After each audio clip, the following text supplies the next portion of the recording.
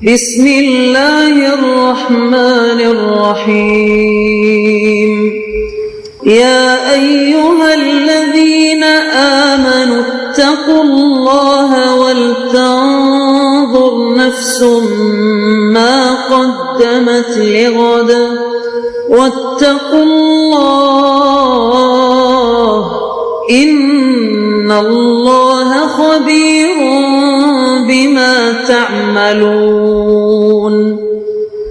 اے ایمان والو، اللہ سے ڈرتے رہو اور ہر شخص کو دیکھنا چاہیے کہ اس نے کل یعنی آخرت کے لیے کیا سامان بھیجا ہے، اور ہم پھر کہتے ہیں کہ اللہ سے ڈرتے رہو، بے شک اللہ تمہارے سب اعمال سے خبردار ہے۔ بسم اللہ الرحمن الرحیم، الحمد للہ رب العالمین، والصلاة والسلام على اشرف الانبیاء والمرسلین وعلى آلہ واصحابہ اجمعین ومن تبعہم بإحسان الى یوم الدین۔ قابل صد احترام حضرات شائقین و شائقات سچا پیغام، السلام علیکم ورحمۃ اللہ وبرکاتہ۔ آج کی محفل میراث النبی کے نورانی پروگرام میں آپ کا استقبال ہے۔ اہلا و سہلا مرحبا۔ ہم آپ تمام حضرات و مستورات کا خیر مقدم کرتے ہیں۔ محترم حضرات و خواتین، تعلیم کا آغاز ہو رہا ہے۔ سب سے پہلے آداب تعلیم کا لحاظ کرتے ہوئے تعلیم کی طرف متوجہ ہو جائیں۔ پورے دھیان سے سننا، عمل کی نیت سے سننا اور تبلیغ کی نیت سے سننا، یعنی سنی ہوئی باتیں دوسروں تک پہنچانے کے جذبے سے سننا۔ چند خاص آداب تعلیم ہیں، امید ہے کہ آپ حضرات ان آداب کا ضرور خیال رکھیں گے۔ جزاکم اللہ۔ بسم اللہ الرحمن الرحیم۔ دعا کرنے کے سبب حضرت عاصم رضی اللہ عنہ کے سر کی حفاظت اللہ رب العزت نے کی۔ آپ صلی اللہ علیہ وسلم نے 6 افراد پر مشتمل مرثد ابن ابی مرثد کی عمارت میں ایک دستہ بھیجا تھا۔ ان میں حضرت عاصم ابن ثابت رضی اللہ عنہ اور حضرت خالد ابن البکیر رضی اللہ عنہ بھی تھے۔ جب یہ لوگ مقام رجی پر پہنچے تو قبیلہ حذیل نے ان کو اپنی امان کی پیشکش کی۔ حضرت مرثد اور حضرت عاصم رضی اللہ عنہما نے تو کہا، ہم کبھی بھی کسی مشرک کی پناہ یا وعدے پر یقین نہیں کریں گے۔ آخر انہوں نے ان دونوں کو شہید کر ڈالا۔ حضرت عاصم ابن ثابت رضی اللہ عنہ کو قتل کرنے کے بعد قبیلہ حذیل کا ارادہ تھا کہ ان کے سر کو ہم سلافہ بنت سعد کے ہاتھوں فروخت کر دیں گے۔ اس نے نظر مانی تھی کہ اگر وہ عاصم کے سر کو حاصل کر لے تو ان کی کھوپڑی میں شراب پیے گا، کیونکہ جنگ احد کے موقع پر عاصم رضی اللہ عنہ کے ہاتھوں اس کے 2 بیٹے قتل ہو گئے تھے۔ چنانچہ جب قبیلہ حذیل کے مشرکین نے ان کے سر کو کاٹنا چاہا تو شہد کی مکھیوں نے ان کے سر کو ڈھانک لیا۔ مشرکین نے کہا، چلو شام کو جب یہ مکھیاں دور ہو جائیں گی ہم ان کا سر کاٹ لیں گے۔ لیکن پھر زوردار بارش ہوئی۔ بارش کا پانی حضرت عاصم رضی اللہ عنہ کے سر کو بہا کر لے گیا۔ در حقیقت حضرت عاصم رضی اللہ عنہ نے اللہ سے عہد کیا تھا کہ وہ نہ کسی مشرک کو چھوئیں گے اور نہ کسی مشرک کو اپنا جسم چھونے دیں گے، کیونکہ مشرک ناپاک ہیں۔ حضرت عمر رضی اللہ عنہ کو جب یہ خبر معلوم ہوئی کہ شہد کی مکھیوں نے انہیں اس کام سے روک دیا ہے تو انہوں نے اس موقع پر فرمایا، اللہ رب العزت نے اپنے مومن بندے کی حفاظت فرمائی۔ حضرت عاصم رضی اللہ عنہ نے اپنی زندگی میں اللہ سے کیے ہوئے وعدے کا پاس رکھا تو اللہ رب العزت نے وفات کے بعد ان کے سر کی حفاظت فرمائی۔ حضرت سعد ابن ابی وقاص رضی اللہ عنہ فرماتے ہیں کہ حضرت عبداللہ ابن جحش رضی اللہ عنہ نے ان سے جنگ احد کے دن کہا، کیا تم اللہ تعالیٰ سے دعا نہیں مانگتے ہو؟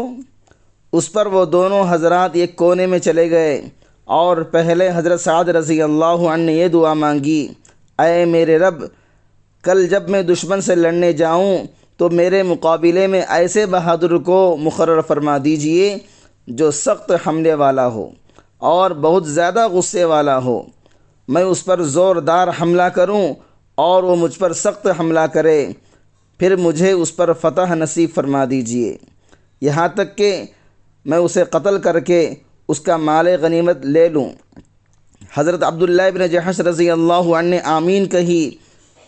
پھر حضرت عبداللہ ابن جحش رضی اللہ عنہ نے دعا مانگی، اے اللہ، کل میدان جنگ میں ایک بہادر سے میرا مقابلہ کرا جو بہت غصے والا، سخت حملے والا ہو، میں اس پر تیری وجہ سے حملہ کروں اور وہ مجھ پر زوردار حملہ کرے، پھر وہ مجھے پکڑ کر میری ناک اور کان کاٹ دے، پھر کل جب تیرے حضور میں میری پیشی ہو تو کہے کہ تیرے ناک اور کان کیوں کاٹے گئے، تو میں کہوں تیرے اور تیرے رسول کی وجہ سے، پھر تو کہے کہ ہاں تم نے ٹھیک کہا۔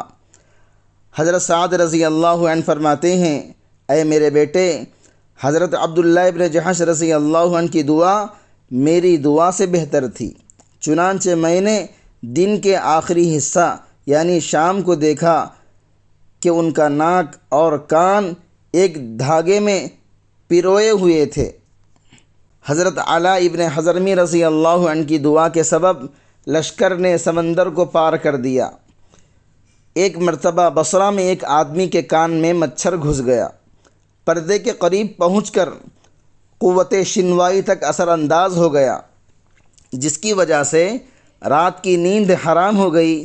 چنانچہ سیدنا حسن بصری رحمۃ اللہ علیہ کے اصحاب میں سے کسی نے تلقین کی کہ تم حضرت علاء ابن حضرمی رضی اللہ عنہ صحابی رسول کی دعا پڑھو، جو انہوں نے جنگل اور دریا کی ہولناکی کے وقت پڑھی۔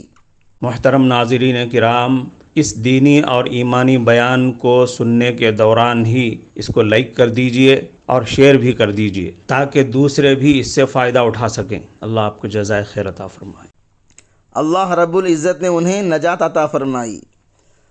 بصرہ کے آدمی نے کہا، آخر وہ کون سی دعا ہے؟ اس نے جواب دیا کہ تفصیل یہ ہے کہ مجھے حضرت ابو ہریرہ رضی اللہ عنہ سے معلوم ہوا، وہ کہتے ہیں ایک مرتبہ حضرت علاء ابن حضرمی رضی اللہ عنہ کو ایک لشکر دے کر بحر میں بھیجا گیا۔ راستے کو طے کرتے ہوئے ایک جنگل سے گزر ہوا، اس درمیان ہمیں پیاس کی شدت محسوس ہوئی، اتنے میں نے اتر کر 2 رکعت نماز ادا کی اور یہ دعا مانگی، بس یہ کہنا تھا کہ ایک بادل کا ٹکڑا پرندے کی تیزی کی طرح آیا اور چھا گیا، اس کے بعد اس قدر بارش ہوئی کہ ہمارے برتن بھر گئے، سواروں کو پلایا اور تھوڑی دیر کے بعد کوچ کیا، یہاں تک کہ خلیج کے پاس پہنچ گئے، جس کے اندر اس قدر جوش اور تلاطم تھا کہ ہم نے اس سے پہلے کبھی نہیں دیکھا۔ دریا کو پار کرنے کے لیے کوئی کشتی نہیں تھی۔